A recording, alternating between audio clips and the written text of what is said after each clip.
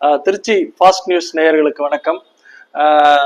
நம்மளுடைய திருவானைக்காவல் அரசு கிளை நூலகமும் அதனுடைய வாசகர் வட்டமும் இன்னைக்கு 57 தேசிய நூலக வார விழாவினுடைய கடைசி நாளை நிறைவு விழாவை சிறப்பாக கொண்டாடி முடிச்சிருக்கோம்.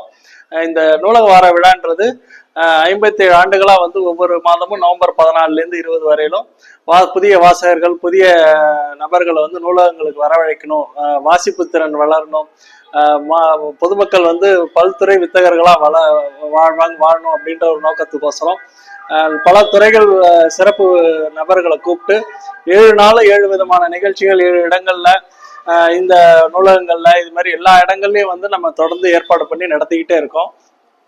பொதுமக்கள் நிறைய வரணும். ஆனா இன்னைக்கு மொபைல் டெக்னாலஜி நிறைய வளர்ந்துட்ட காரணங்களால நூலகங்களுக்கு வரக்கூடிய பொதுமக்களோட எண்ணிக்கை குறைஞ்சு போச்சு. சமீபமா மாண்புமிகு முதலமைச்சர் அவர்களுக்கும் பள்ளிக்கல்வித்துறை அமைச்சர் அவர்களுக்கும் ஒரு கோரிக்கை ஒண்ணு வச்சேன். நீங்க தமிழ்நாட்டுல மொத்தம் 4700 நூலகங்கள் இருக்கு. அரசு நூலகங்கள் 4700 இருக்கு.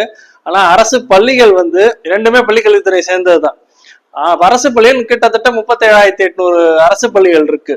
ஸோ அரசு பள்ளிகள்ல ஒவ்வொரு பள்ளிகள்லையும் அந்தந்த பள்ளியுடைய நூலகங்களை டெவலப் பண்ணி அந்த நூலகங்கள்ல இருக்கக்கூடிய அந்த பள்ளிகள்ல படிக்கக்கூடிய மாணவர்களோட பெற்றோர்களையும், மாணவர்களை மட்டும் இல்ல பெற்றோர்களையும் அந்தந்த அவங்க ஸ்கூல் லைப்ரரியை பயன்படுத்துறதுக்கு அனுமதிக்கணும் அப்படின்னு சொல்லி ஒரு கோரிக்கையை வச்சேன். இந்த நூலகத்துறையும் வளரணும். நூலகத்துறை வளரணும்னா அந்த ஸ்கூல்ல படிக்கிற அந்த ஸ்கூல் லைப்ரரிஸ்ல அந்த பேரண்ட்ஸ் போய் படிக்க ஆரம்பிச்சாங்கன்னா அந்த இன்ட்ரெஸ்ட் அந்த பசங்க ஸ்கூல்ல முடிச்சுட்டு போயிட்டா இந்த பப்ளிக் லைப்ரரி நோக்கி வர ஆரம்பிப்பாங்க. ஸோ அந்த ஒரு நோக்கத்துக்காக நான் வாசிப்பு திறன் பெற்றோர்களுக்கு வளரணும். நான் அமைச்சர் அவர்கள் சொன்ன பள்ளிக்கல்வித்துறை அமைச்சர் அவர்கள் சொன்னது போல அவரெல்லாம் எனக்கு ஸ்கூல்ல படிக்கும் போதே தெரியும். நான் அவரெல்லாம் 95+2 பாஸ் பண்ண ஒரே பேட்ச்.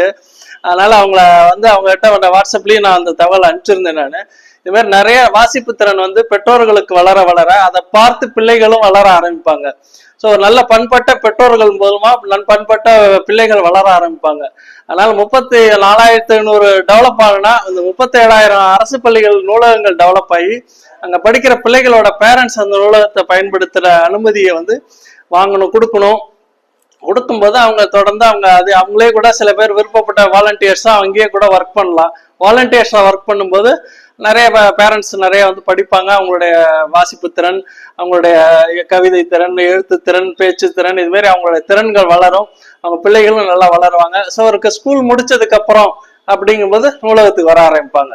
ஸோ ஒவ்வொரு வருஷமும் +2 10th 8 லட்சம் பேர் எழுதுறாங்கன்னா 8 லட்சம் பேரண்ட்ஸ் நூலகத்தை தேடி வர ஆரம்பிப்பாங்க, அரசு நூலகங்களை நோக்கி வர ஆரம்பிப்பாங்க. ஸோ அந்த மாதிரி அவங்களுடைய நூலகத்துறை வளரணும்னா பள்ளிக்கல்வித்துறை ரெண்டும் ஒரே துறையில இருக்கும்போது இந்த சலுகை, இந்த ஒரு ப்ரிவிலேஜ் பேரண்ட்ஸ் கொடுக்கும்போது நிறைய பக்குவப்பட்ட நபர்களை தமிழ்நாட்டுல நல்ல தொலைநோக்கு சிந்தனையுடைய நபர்களை உருவாக்கலாம்.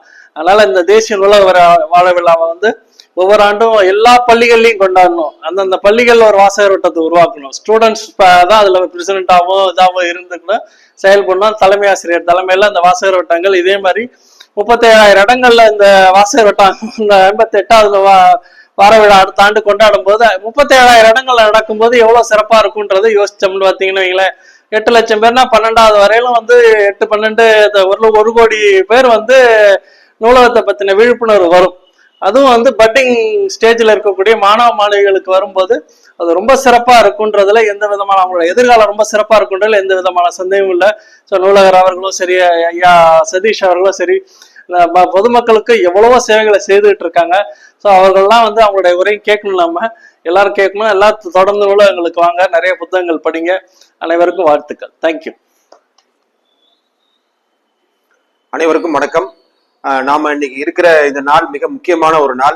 காரணம் தமிழ்நாடு அரசு பொது நூலகத்துறை பாத்தீங்கன்னா தேசிய நூலக வார விழாவை நவம்பர் 14 முதல் நவம்பர் 20 வரை தொடர்ந்து நடத்தி கொண்டிருக்கிறார்கள்.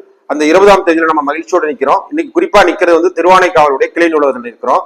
இந்த நூலை வாசிப்பது என்பது ஒரு அரிய அனுபவம். அது எல்லோருக்கும் வாய்த்து விடாது. அது எல்லோருக்கும் எல்லாம் என்று கிடைக்க வேண்டும் என்ற நோக்கத்தோடு தொடர்ந்து தமிழ்நாடு அரசு நடத்தி வருவது பாராட்டுக்குரியது, வரவேற்புக்குரியது. குறிப்பாக விசால நெஞ்சமும் விரிவான பார்வையும் யாருக்கு வரும் என்று சொன்னால் விரிந்த வாசிப்பு திறன் உடையவர்கள் தான் ஆளுமை மிக்க மாணவராக வர முடியும். இன்னைக்கு இருக்கின்ற ஆளுமை மிக்க அறிஞர்கள் விஞ்ஞானிகள், செயல்பாட்டாளர்கள் எல்லோருக்கும் அடிப்படையில் அவர்கள் வந்து ஒரு விசால நெஞ்சம், அது விரிவான வாசிப்பு தளத்தில் தான் உருவாகி இருக்கிறது என்று சொன்னால் அது மிக இல்லை. அந்த விரிவான வாசிப்பு தளத்தை உருவாக்குவதுதான் இந்த வாசகர் வட்டம். அப்படி இன்னைக்கு திருவானைக்காவல் வாசகர் வட்டம் நூலகத்தில் வந்து 57வது நூலக வார விழாவை மிகச்சிறப்பாக கொண்டாடி இருக்கிறார்கள். இந்த பண்பாட்டில் மிக உயர்ந்த பண்பாடு வாசிக்கிற பண்பாடு. கல்லாதவர் வாழ்வது எப்படி என்று சொன்ன பாவேந்தன் பாரதிதாசனுக்கு இணங்க தொடர்ந்து கற்றல் அப்படிங்கிற முறையும் கற்றல் திறனும் மேம்பட்டு வர வேண்டும் என்கின்ற அடிப்படையில் தொடர்ந்து இது இயங்கி வருகிறது. குறிப்பாக கொரோனா பெருந்தொற்று காலத்துக்கு பிறகு இன்னைக்கு இருக்கிற இளைய தலைமுறையினுடைய வாசிப்பு திறன், கற்றல் திறன், எழுதுகின்ற திறன், விரைவாக வாசிக்கிற திறன், படைப்பாக்க திறன், பேசுகின்ற திறன், இது எல்லாமே குறைந்து வருகிறதா நம்ம பார்த்துட்டு இருக்கோம். எனவே இதை அதிகரிக்கின்ற நோக்கத்தோடு இது வாசகர் வட்டம் மிகச்சிறப்பாக செயல்பட்டு கொண்டிருக்கிறது. ஏன்னா இன்னைக்கு எல்லோரும் இந்த பிடிஎஃப்ல வாசிக்கிறது, இன்னைக்கு இணையதளத்துல வாசிக்கிறது, குறிப்பாக மின்மடல் வாசிக்கிறது, இணையதளத்திலேயே பொழுதை கழிப்பது என்பது அவருடைய விழித்திரை வந்து முழுக்க முழுக்க பழுதுபட்டு கிடக்கிற சூழலை நீங்க பார்க்க முடியும். அப்ப மனத்திரை விரிவடைய வேண்டும் என்று சொன்னால் புத்தகத்தில் தான் அது முடியும். புத்தக வாசிப்பு என்பது நீங்க நேரடியாக தாய்ப்பாலை பெறுவது போல. நீங்க என்னதான் நீங்க மின்னணுவியல்ல போய் தொடர்ந்து நீங்க இ மேகசின், இ பேப்பர், இ ஜர்னல்ல வாசிச்சா அது வந்து பாத்தீங்கன்னா ஒரு புட்டிப்பால் சாப்பிடுறது மாதிரிதான். அது தேவைப்படுகின்ற பொழுது, பயணிக்கின்ற பொழுது, ஏதாவது வாய்ப்பு கிடைக்கின்ற பொழுது ஒரு வாசிக்கலாம். ஆனால் நூலகம் மட்டும்தான் ஒரு மனிதனை முழுமையான மனிதனாக மாற்றும், பண்பட்டவனாக மாற்றும். எனவே உள்ளத்து அணையது உயர்வு என்று நம்ம பாட்டன் சொல்லி இருக்கிறான். அதே போல தொட்டனைத்து ஊரும் மணற்கேணி என்பது எது என்று சொன்னால் மணற்கேணி ஒவ்வொரு பகுதியிலும் இந்த வாசகர் வட்டம் தான், குறிப்பாக நூலகம் தான், அரசு நூலகம் தான் வந்து மணற்கேணியாகவே இருக்கிறது. அந்த மணற்கேணியை யாரெல்லாம் சரியாக பயன்படுத்திக் கொள்கிறார்களோ அவர்கள் வந்து தூர்ந்து போகாத ஒரு நீர்நிலையாக ஒட்டுமொத்த சமூகத்துக்கும் அந்த கேணி என்று வள்ளுவர் சொல்வார், ஊருணி என்று வள்ளுவர் சொல்லுகிறான். ஊருணி நீர் நிறைந்தவற்றே அது பாத்தீங்கன்னா பேரறிவாளன் திரு என்று சொல்லுகிறான் உலகவான்.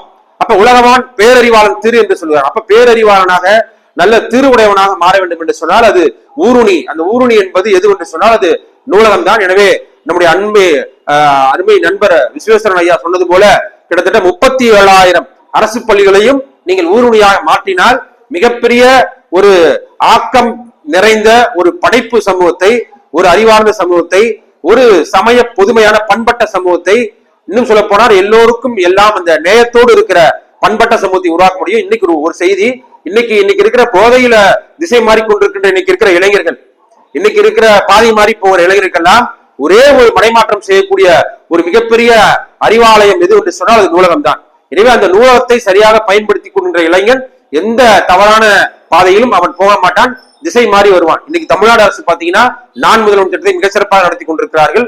குறிப்பாக மாபெரும் தமிழ் கனவு அப்படிங்கிற ஒரு திட்டத்தை வந்து தமிழ் சமூகத்தினுடைய அறிவு பரப்பு, இங்க இருக்கக்கூடிய அறிவியல் சிந்தனை மரபு, அதே போல வரலாற்று சிந்தனை மரபு, மொழியியல் சிந்தனை மரபு, பண்பாட்டு மரபை எல்லாம் கொண்டு போய் சேர்க்கிறாங்க.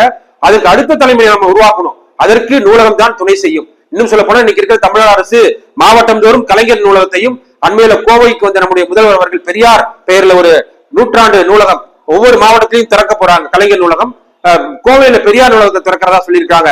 இதை ஒட்டுமொத்த நூலகத்துறை சார்பாகவும் வாசகர் வட்டத்தினுடைய வாசகனாகவும் குறிப்பாக ஒரு ஆசிரியர் என்ற முறையிலும் நாங்கள் மிகப்பெரிய மகிழ்ச்சியோட வரவேற்கிறோம். எனவே தொடர்ந்து அடுத்த தலைமுறையை நாம வந்து ஒரு படிக்கிற வாசிக்கிற பண்பட்ட சமூகமாக மாற்ற வேண்டிய நிலையில் நாம் இருக்கிறோம். இனிமே வாசிப்பதை ஒரு பண்பாடாக மாற்ற வேண்டிய தேவை இருக்கிறது என்று சொல்லி உங்கள் அத்தனை பேருக்கும் வாழ்த்துக்களை சொல்லி விடைபெறுகிறேன். நன்றி.